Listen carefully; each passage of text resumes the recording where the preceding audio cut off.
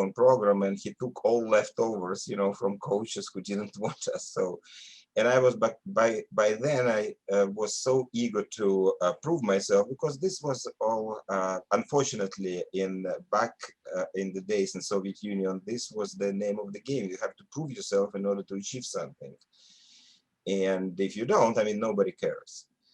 And few years later, I was already a top fencer in St. Petersburg and candidate to the Soviet Union national team.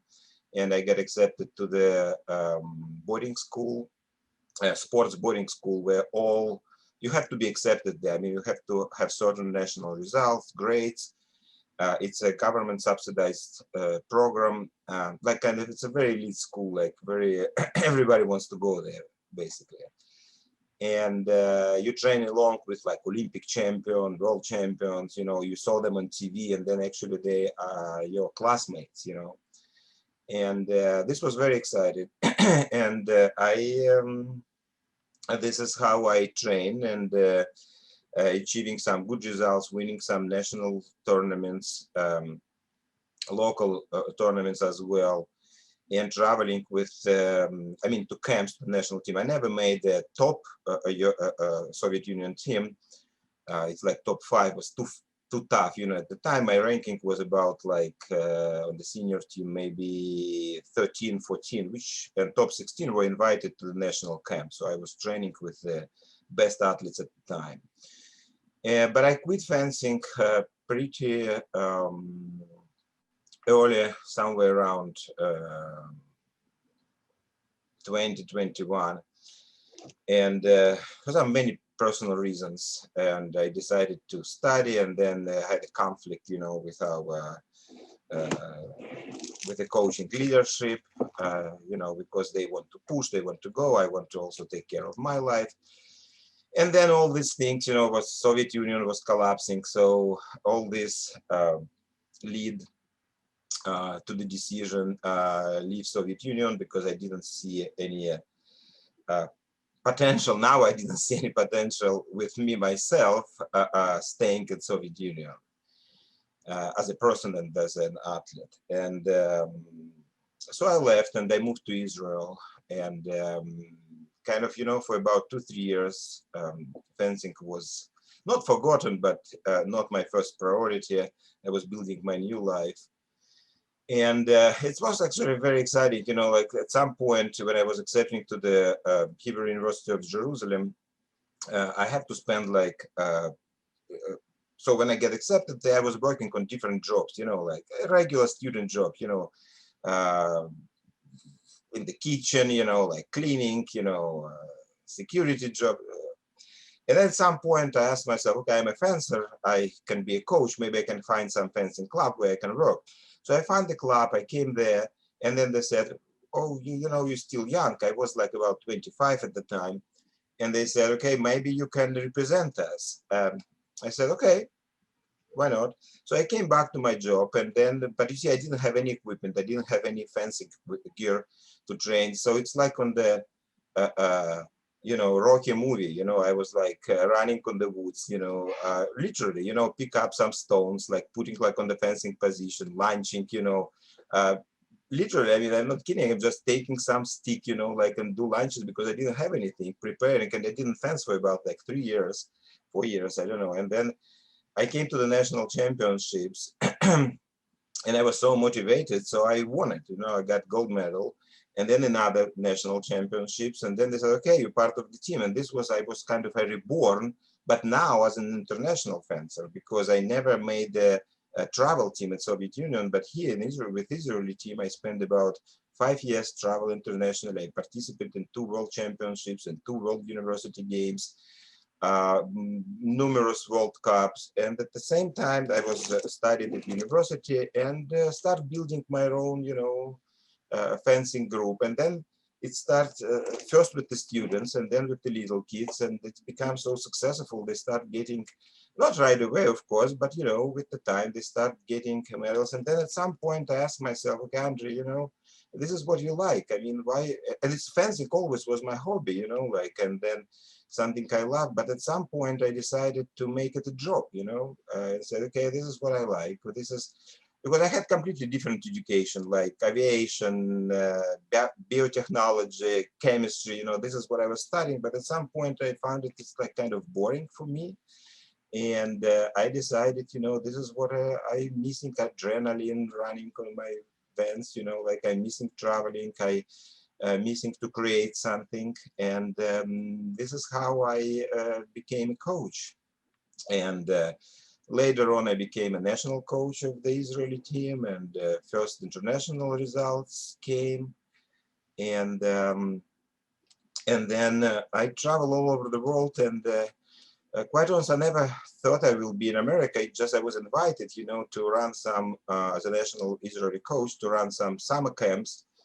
And they liked what they saw, I guess, and invited me, to teach here. So I coached in couple clubs, and then 4 or 5 years later, I think back in 2004, yeah, I opened Alliance Fencing Academy, and I'm leading this academy and coaching myself, since then. And about 8 years ago, I became U.S. national coach right after London Olympics, I think, yeah. And I mean, this is in short my journey. Thank you so much, Coach Andrey. So our next question is for Natalie. So as you know, a lot of top athletes, they face injuries due to overtraining. And even today, many athletes are pressured to compete or train through pain. And sometimes that's even considered to be brave. So we were doing some research when we were looking through this panel. And 90% of student athletes have faced injuries, and 54% of them have reported that they played while injured. So you were a competitive fencer. And did you ever face any injuries? And if you did you feel that you had to train through them? Or did you feel that you were in a supportive enough environment to kind of take time off? Yeah, first of all, thank you so much for having me. And yeah, during my competitive career, I definitely dealt with a couple injuries. And when I was younger, I actually went through exactly what you were just talking about. I sprained my ankle multiple times, and I was pushed from both sides, my coach and my physical therapies, to go back into training, go back into competition. And I never fully recovered from this properly. So that actually, like in 2008, I had to get a surgery to get my ligaments shortened, because I was in constant pain in my ankle every night after practice. And I know that for a fact is, for example, something with a proper recovery I would never have faced. And I don't wish this surgery for anyone, because that was 6 months of hell of recovery, painful recovery. And later on, actually under a different environment, different coach, who recommended me to different like doctors and physical therapies, I torn my hamstring, and I had a lot of problems later with pain in the knees. It's like a patellofemoral pain. And actually this one did a completely different strategy. He held me back from practice, even though we were facing like a major tournament, but he was telling me like, no, there's no like way you can practice right now under these conditions.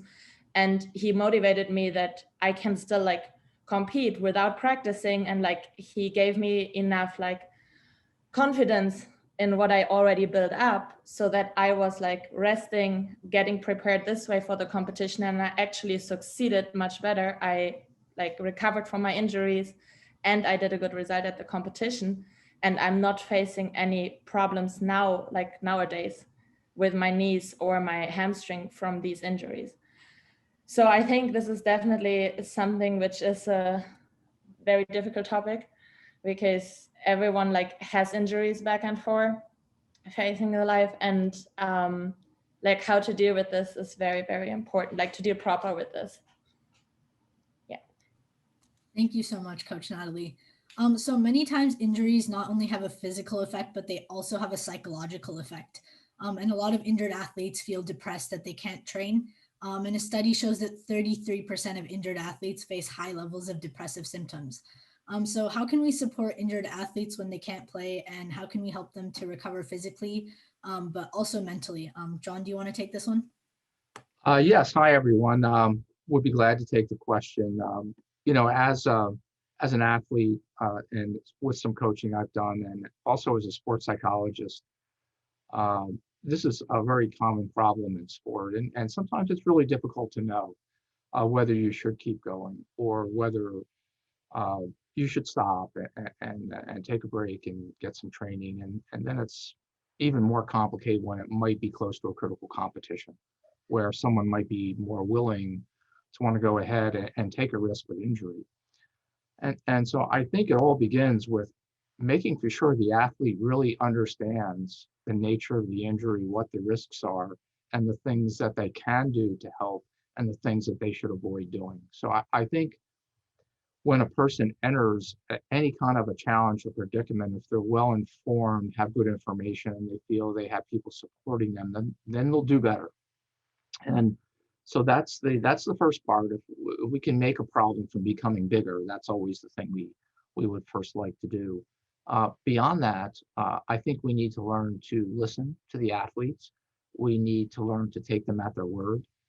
We need to understand that sometimes fear becomes an obstacle, and we can either, we should educate them then so that they understand that their fear is justified or not.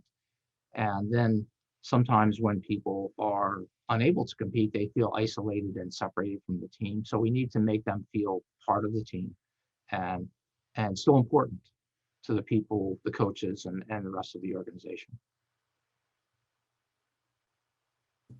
Thank you so much, John. So our next question is for Coach Jen. So do you think that practicing mentally, for example, doing meditation or imaginary bouts or breathing exercises, could help motivate athletes that are injured? Absolutely. I think there's many mental techniques, but motivation comes and goes. And a good coach can talk to their athlete and, like John said, meet them where they are. And often a coach has to give them permission to pull back.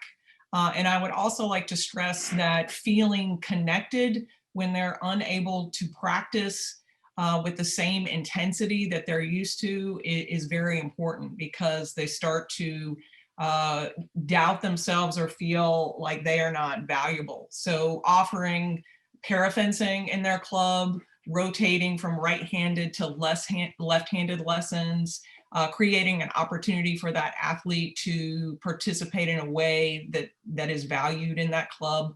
All of these things can help that athlete reduce anxiety and create space for them to heal and move forward. Thank you so much, Coach Shen. So our next question is for Carolina. So as an NCAA athlete, how are you able to manage your college work with fencing practices and competitions, but while also keeping your stress levels not too high? Yeah, unmute myself. First off, hi to everybody. It's good to see all of you, especially Natalie and Andrey. Mwah, mwah, both of you, because we've worked together before, and you know I love you guys. As for the question, bit of a pivot, but a good one, and one that I get asked a lot, and that you guys will probably get asked a lot when you start fencing in college. Everybody has a different way of approaching it. I'll say for me, it's all about compartmentalization. I work very hard to schedule my time every week so that I have X amount of time for fencing and X amount of time for school. And I do my best to stick to that schedule, but those of you who know me know that I definitely cannot always do that. So there will come a time for every fencer where you kind of have to choose. You either have, I think I mentioned this to you guys before, you either have a test coming up that you need to study for, or you have a competition that you need to train for, and you only have a certain amount of time in which to do that. You have to pick which one you're going to do. And everybody, I guess everybody has their own priorities. I'm much more the person to choose to study over choosing to train. The reason being similar to what Natalie mentioned. I rely a lot on the years of experience that I have, and I trust that in a way that I can't really do when I'm preparing for whatever exam that I'm, cramming for. So I think trusting your body and trusting the skills that you've built up leading up to your college career is really important. And in terms of just staying healthy mentally, I would say, do what you always do, lean on your teammates, lean on your coaches when you need to. They're there for a reason, and you'd be surprised at how much they can help you, how much they're willing to help you, and how much they know, honestly. Every coach, for the most part, is really, really just there to make you a better fencer in any way they can. And definitely with fencing, definitely with any individual sport, obviously the mental aspect is extremely important. So they have their own tricks when it comes to keeping you sane, keeping you balanced, and I would ask them. That'd be my advice. Thank you so much. So our next question is for Coach Andrey. So obviously training is a really important part of improving your fencing, but overtraining is often an issue that leads to stress and obviously injuries. So as a coach, how are you able to maximize the training and productivity of your athletes while also making sure that they're not overtraining or getting stressed? I think it's individual. I mean, you have to, first of all, as a coach, you have to identify, define with whom you're dealing with, because some athletes can take, some athletes stress more, some less, okay? But generally speaking, what I usually do, I try to put like a load of training, exercise, hard exercises and repetitive actions 2-3 weeks before the main event, so my athletes, they kind of, know, okay, this is a part where we work hard, but we know it will end in like 1 or 2 weeks. And then closer to the tournament, we kind of take it more, take it easy, like we're more working on tactical and technical skills rather than put like a lot of load to training. Now, I do believe that at some point you have to load your athletes with the heavy training. You just have to, if you want them to progress, you just have to understand what is the right time to do it. How far from the tournament or what time of the season, for example, right now, look, not a lot of good things happened since COVID-19 happens, but the one thing happened is that we don't have tournaments, and for almost a year we didn't have it. And what I found interesting is that my athletes, my fencers, my Olympic athletes, are less stressed. There is no tournament, everybody's happy, no stress, they train hard and they're willing to train hard. I actually was able to take them to the stadium, do running, and like many of them don't try to run, like circles, on the stadium. But now, this is the only thing we can do. So actually, this shows me that if you create the right psychological environment for your athlete, then you can achieve much more.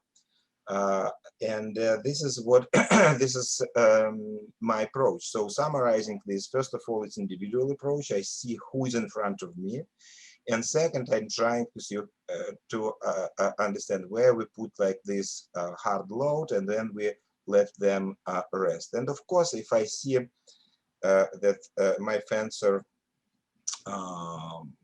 can handle this or having difficult time, to handle the stress. I'm not a kind of coach that want to push, especially here, in the United States, because at the end, this is your own choice. You came here for fun. To fencing. Some fencers came to achieve high-level Olympic results. Then it's not a question for them. They know they have to work hard, right? So in my experience, I never had this problem with the high-level athletes when they feel like we don't want to work hard. Yes, sometimes they burn out and they're like, okay, it's too much. And I'll just give them week rest, or whatever they need to rest. Yes, I am listening to my athletes, and this is, I think, this is the key. You listen to your athletes, you see what they're capable to do, but at the same time, you try to find the right time where you can push a little bit without hurting the motivation, the desire to continue to be a fencer. Thank you so much, Andrey. So speaking of like tournaments and the stress before tournaments, so a lot of the times we have a plan before going to a tournament, but then you start and something is just not right. So as a fencer, how are you able to control your emotions during a tournament, even if things are not going as planned? Carolina, do you want to take that one? Yeah, sure. I'll take that one. So I'd say for for controlling your emotions, I think you want to focus on where you best are mentally as an athlete. For some people, it's really, really hyped up, really fired up. For some people, it's stone cold, no emotion whatsoever.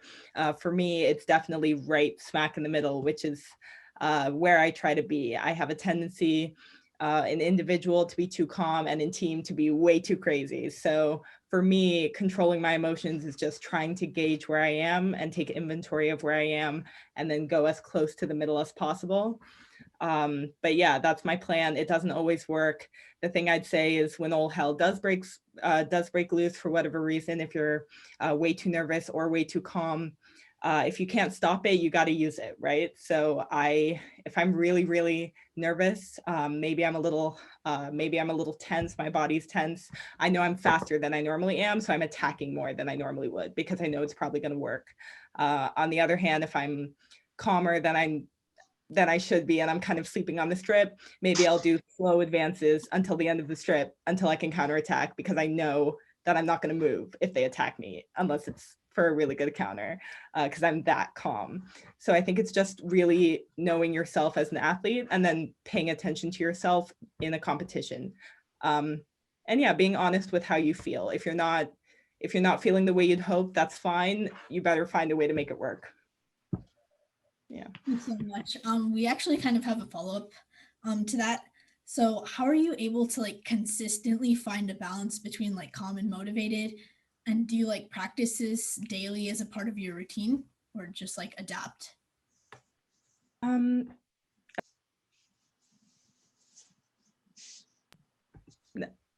I think we keep unmuting each other. Can you guys hear me now? Okay.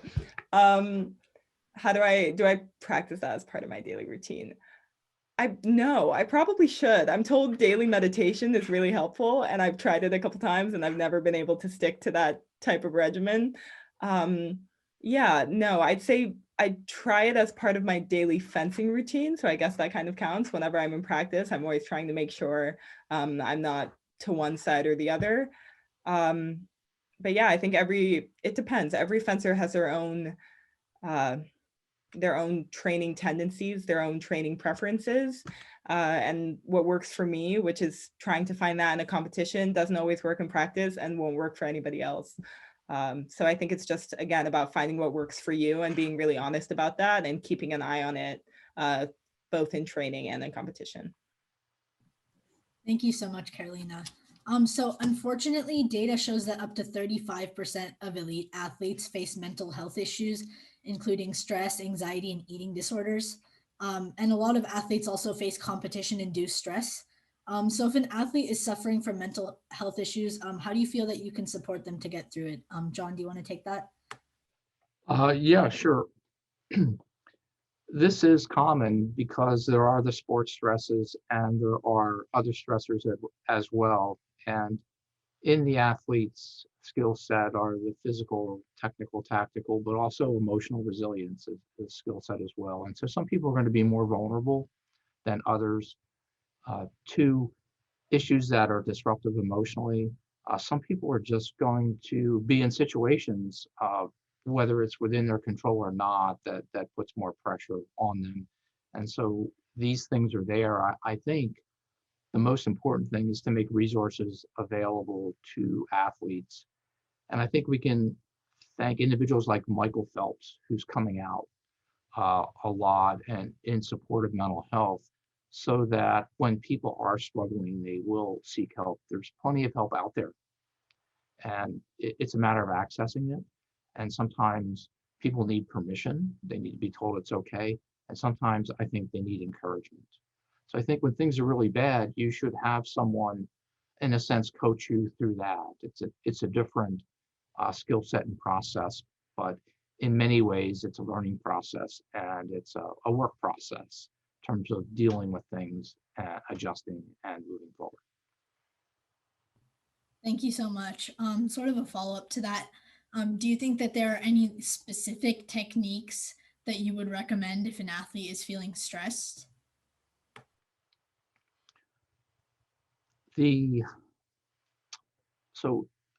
Carolina, you speak about your own way of dealing with stressors in competition. So everybody needs to come to a system like you've come to for yourself. And even when you have it, of course, like everything that a person does competitively, they can be better at. But I think, the two main stressors, the competition related ones, maybe disappointments, and then family lifestyle stressors are somewhat different. We can really train people for the competition stressors by preparing them not just to fence, but for the environment in which the fencing happens. The tournament day is a brutal day.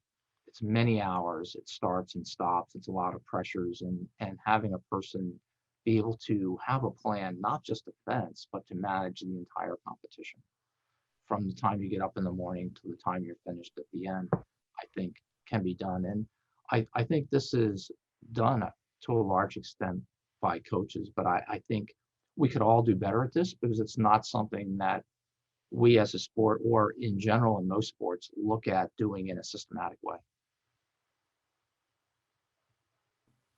Thank you so much, Sean. So our next question is for Coach Natalie. So between middle and high school, girls drop out of sports at a much higher rate than boys. So how can we encourage the continued participation of female athletes? Yeah, to be honest, I can't say that this is a thing at our academy because we have a very high amount of girls, actually a higher amount of girls as boys in this age group. I don't want to say twice, but like some training practices, we have twice the amount of girls in our Y12 and 14 group. And even the cadet junior group has a big amount of girls. Just yesterday, we had a club competition, which we separate at this point. Like I think 2 years ago, Andrey, we started separating boys and girls. We used to do them together in Diffone. And we had 33 girls participating yesterday. The most of them are cadet junior Y14 fencers.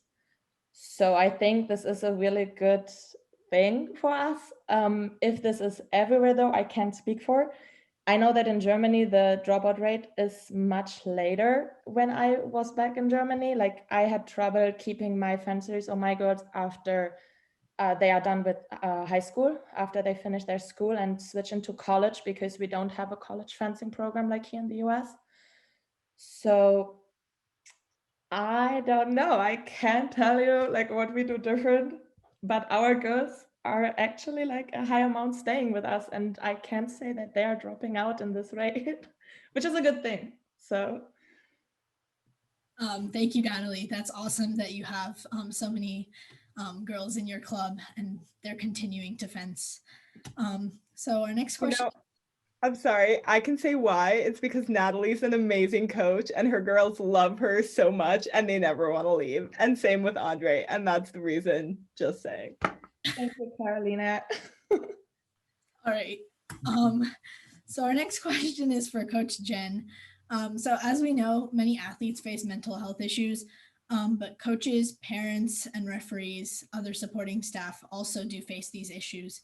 And a study of college basketball actually revealed that 19 out of 20 coaches feel stressed.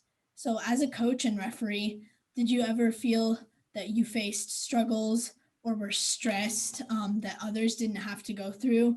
And did you ever feel that you faced extra stress because you were a woman? And could you talk us through these obstacles and how you were able to overcome them?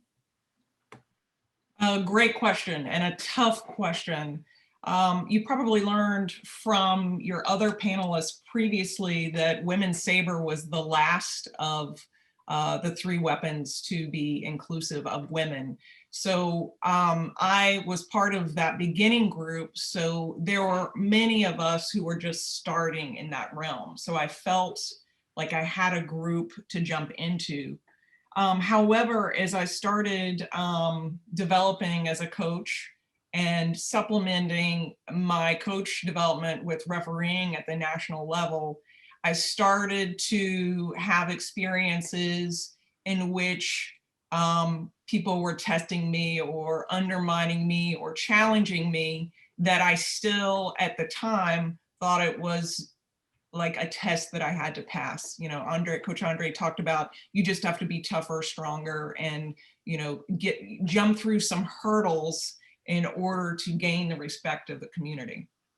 But looking back over that, I now see that perhaps because I was a woman, that it felt a little bit more like a threat to other men. And I can name a couple of examples.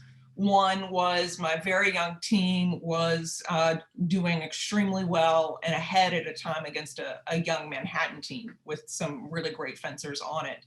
And it was a really good match, and a crowd was forming and everyone was in the barriers, and, you know, the crowd had to be pulled away, and I was with the athletes behind the barrier.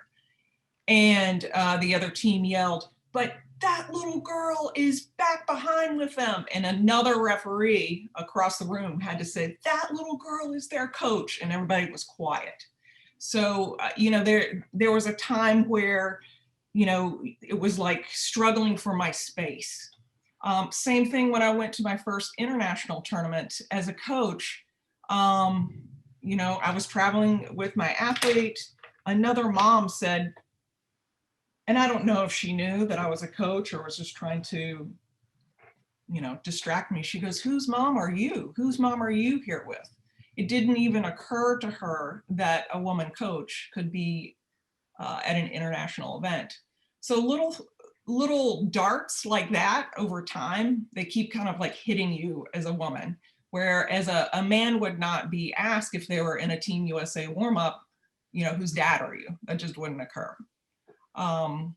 The most eye-opening event for me was, and the one that I had the most difficulty with, forced me to quit refereeing. And this occurs to both men and women. And at that time, there were very few women saber referees, but it was new to video refereeing, and the video referee had a different approach in terms of attack and preparation and counterattack. And I felt very confident in my understanding of this call. But this referee behind me said vocally and open, "You're making the wrong call. Come back here, come back here." And so he was undermining me in front of the fencers and the other coaches. Fortunately, I had some other higher skilled referees and people who were just like, "Oh my gosh, I can't believe this is happening." But the whole situation was very distracting to me, and I had to ignore this person, make the calls to keep control of the bout, and you know, the fencers I had to keep the faith that I was making the right calls with the fencers, in which I believe that I did, and the right person won the bout. But having someone who is your professional peer vocally, either in a large group or even behind the scenes, undermining you is not good for any woman or man who is developing as a coach or a referee. And you know, the impact was ultimately, I didn't want to ref anymore. I didn't even want to be part of that group who couldn't support me. And after that, there was a series of leaders that took me aside and said, "You know, I think you've just lost your touch. You know, your ex-husband, you know, you used to be as good a referee, but now he's the better referee." There's like little statements that, again, they're like little darts just being thrown at me that are trying to just, you know, force me to give up or pull back. But after that experience, I just decided to invest fully in being the best coach that I can, and have developed some fantastic athletes and have a very strong team. So I used that opportunity to just control what I could and make the best outcome for myself. Thank you, so Coach Jen. much. I add something to that. Jen experienced women entering a new weapon, and what's not been said, but what was the case was the reason that the weapon wasn't available to women initially was the idea that women could not do it. The same was said about women running marathons and about other competitive sports. So it's a cultural change, and it's been happening now for, I guess, close to 50 years with the start of Title IX and NCAAs and so forth. But I think the lesson is culture changes slowly, and people have to fight battles to help make that change happen. And I think that's, Jen, what you're talking about. These were your battles in a weapon in particular that a lot of coaches felt women shouldn't do and couldn't do. Thank you so much, John and Coach Jen. It's actually really sad that you had to go through that. So our next question is for Coach Natalie.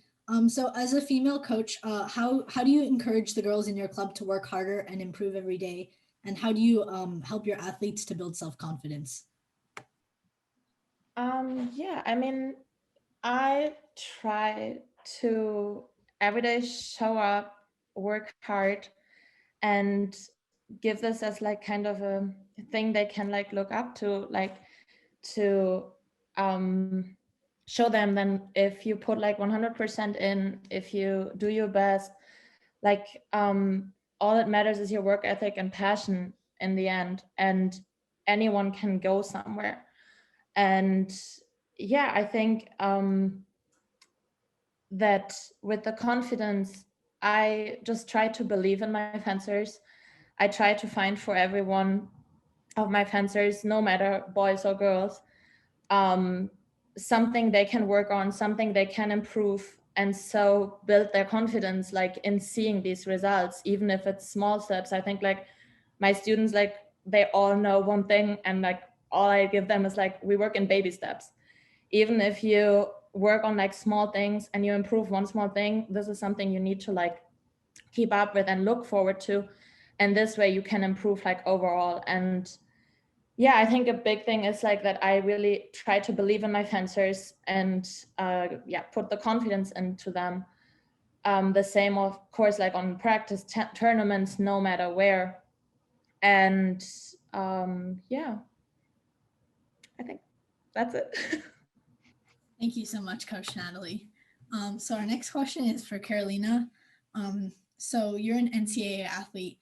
So could you kind of talk to us about like the differences between college fencing and fencing in NACs, and which one do you think is more stressful? And do you ever feel pressure from your teammates and coaches to perform well? Okay. Yes, college fencing versus NACs. So I would say NACs are way more stressful. That's just a personal priority that I have. I've always found that to be personally more, I wouldn't say more important, but my personal goals have always been very important when it comes to NACs and international tournaments. And the good thing about college fencing is very little of it is up to you in terms of when you're fencing, who you're fencing. So you just kind of have to show up and be ready, be fluid, be be willing to jump in when you need to and sit out when you need to. So I'd say that NACs are more stressful. Was there a second part of your question? I'm sorry, I think I missed that. Yeah, so the second part was like, do you ever feel pressure from your teammates or coaches to perform well or no? Yes, I'm pausing for a second because I think pressure is just kind of synonymous with sport and synonymous with fencing, or just individual sport in general. I'd say the majority of pressure does and should come from yourself. So for me, it definitely does. In terms of NCAA fencing, pressure from your teammates, sure, pressure from your coaches, always, but I definitely think it's much more a sense of camaraderie that I feel when I'm out there on the strip. That's something that I've really come to love about NCAA fencing. It's something I've always loved about team fencing. I'm a huge fan of team fencing in general. And NCAA fencing does kind of have that vibe.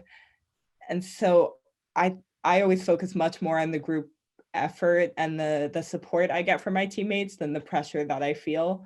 And I think that's a great way to handle it in any situation. Thank you so much, Carolina.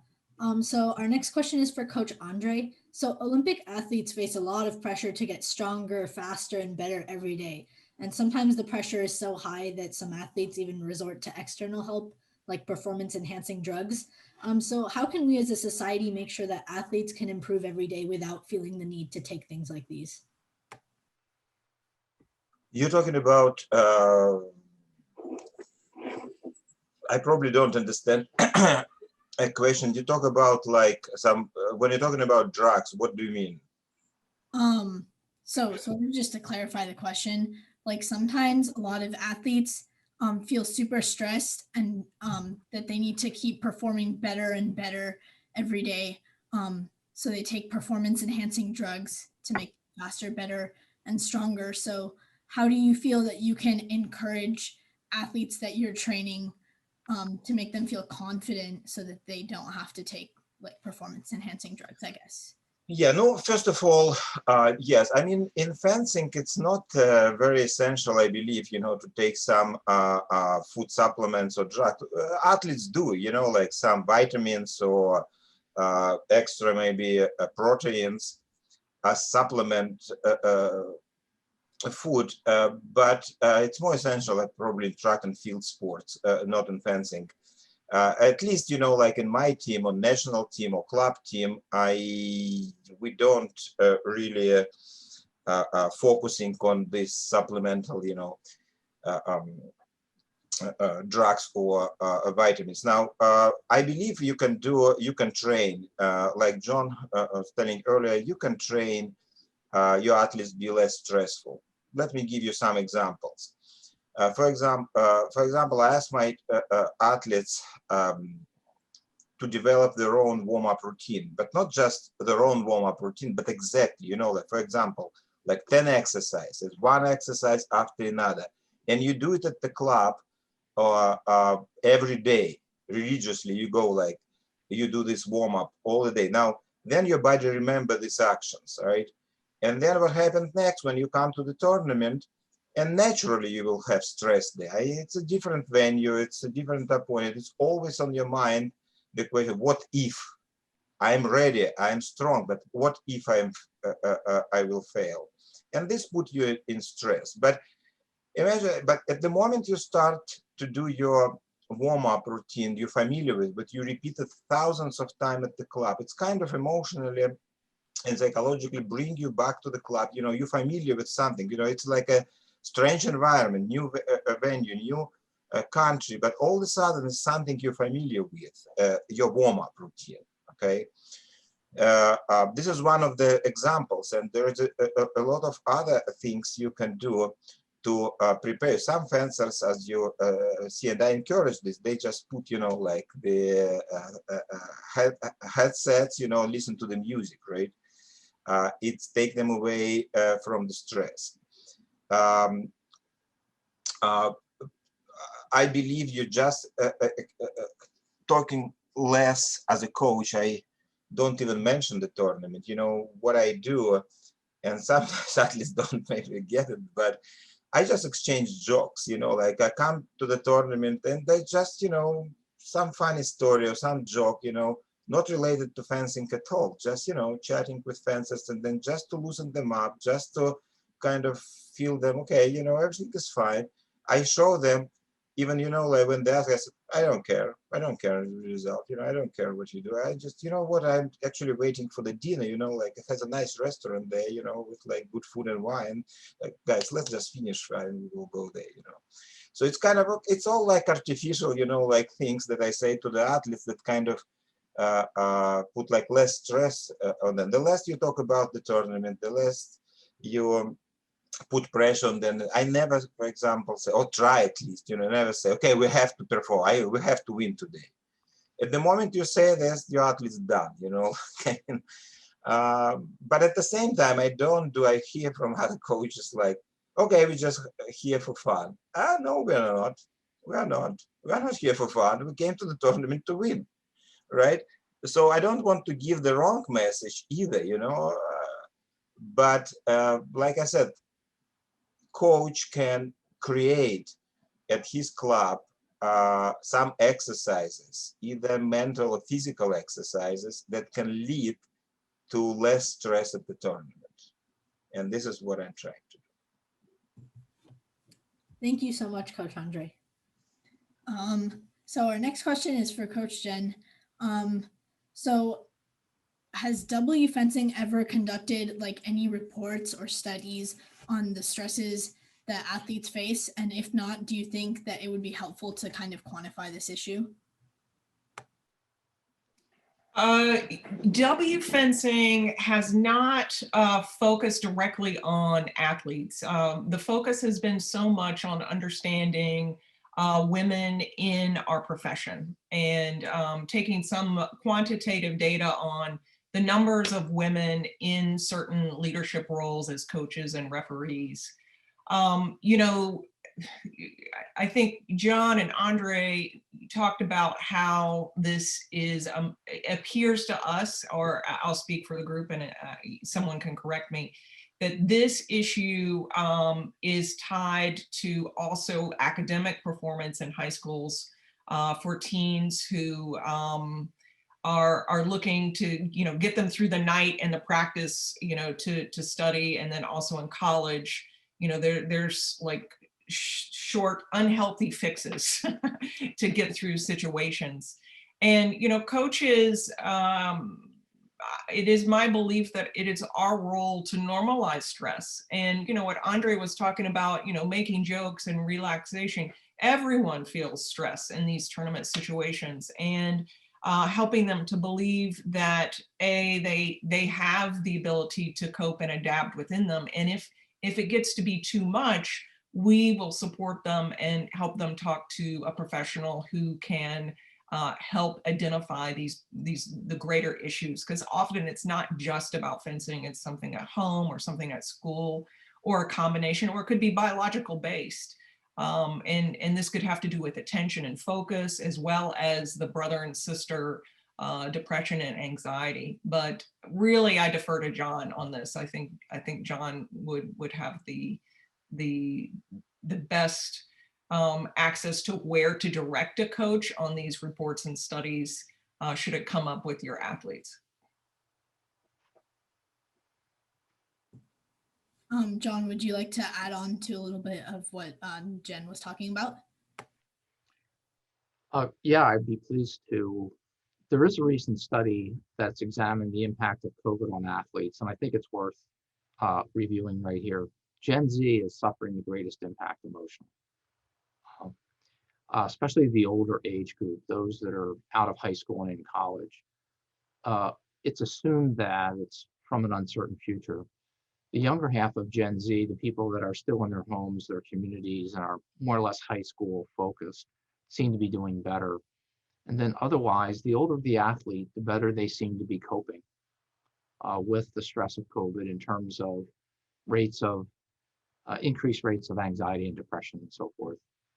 And so I think, number one, we need to be aware that this particular group is at risk, and we need to give them some extra attention and probably be proactive in the way we try to address these issues.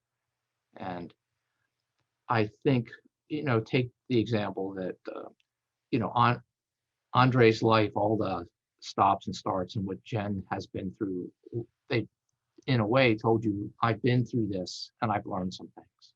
And this is how my life evolved. But for a lot of the Gen Z athletes in particular, this is their first really big challenge in a frame that's not as simple even as a competition.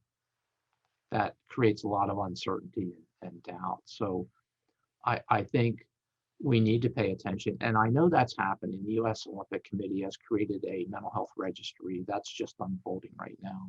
Before that, there was a performance registry. This is a new addition. And there is a lot of research out there about athletes and also about the age group where it seems that the stresses and pressures are greater, perhaps because of the extent to which everything everybody does is so visible and so subject to scrutiny through social media.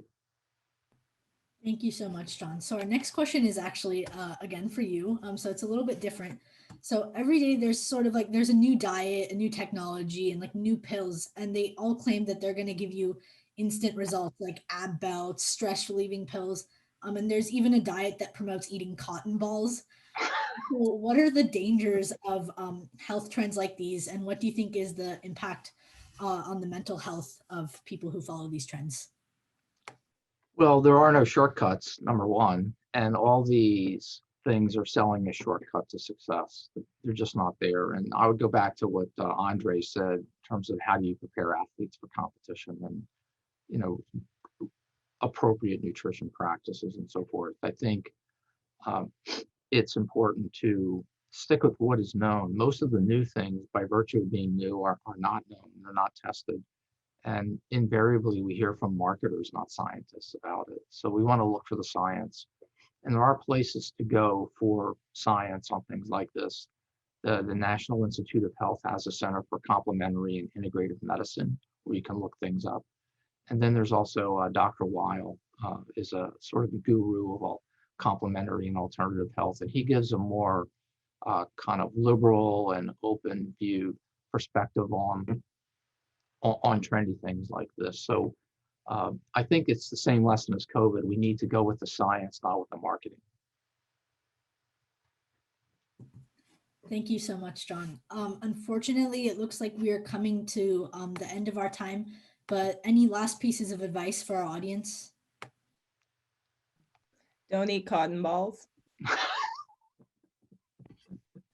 Thanks. Would any of our other panelists like to add something quickly? I think if you're a coach or you're professional, and as I've run across obstacles or my athletes have had issues that I couldn't see the path, it's always good to consult. And you know, there's some great experts on this field. And I also want to point out, you know, Natalie is growing and has many girls and young professionals. It's because of her. It absolutely is. When parents and young people walk into a room and they see someone like them, they're more likely to join. So keep up with the good work. Thank you, will do. All right. Thank you so much, everyone. We were super excited to speak with you guys and hear all of your perspectives. Before we go, it would be great if we could get a photo with all of you. So I'm just going to take a screenshot really quick so everybody just smile. Okay, let me get one more. All right, awesome. All right, so once again, we would like to thank all of our panelists for agreeing to speak with us today and everyone in the audience for attending. And you guys can follow Women in Fencing on Instagram for updates on our next panels. Thank you so much for having us, guys. Thank you. Thank you. Yeah, thank you. Fantastic job, girls. Have Thank a you great very rest much. of your weekend, everyone. You too. Nice to Thanks meet and good many luck. of you.